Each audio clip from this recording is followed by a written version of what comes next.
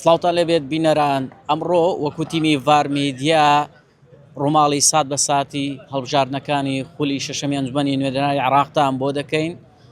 ئێستا ئەمن لە بەردەم بنکەی ئەحمەدی خانێم لە شاری هەولێر کە لە کاتژمێر حەوتەوە ئەو بنکەیە یاخود تەواوی بنکەکان بەڕووی دەنگدەراندا کراونەتەوە. ئەمڕۆ دەنگدانی هێزی تایبەت لەگەڵ ئاوارەکان بەڕێوە دەچێت لە شاری هەولێر 85,000 دەنگدەری هێزی تایبەت بەشداری پرۆسەکە دەکەن و 79 بنکەی دەنگدان لەگەڵ 385 وێستگا ئامادەکراوە بۆ ئەوی هێزە تایبەتەکان یان هێزە چەکدارەکان دەنگی لێ بدەن و هەروەها تێدا بەشداری بکەن و هەروەها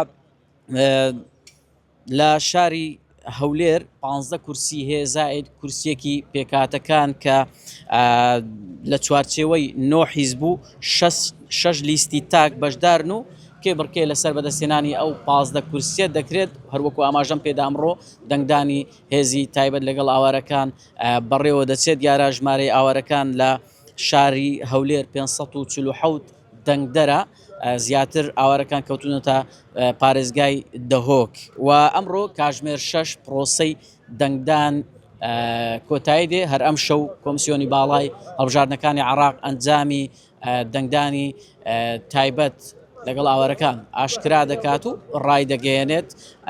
ئەمە دوایین زانیاری بوو سەبارەت بە پارێزگای هەولێر کە بازنەیەکی سربەخۆیەوە پرۆسەکە بە شێوەیەکی ئاسایی تا ئێستا بەڕێوە دەچێت.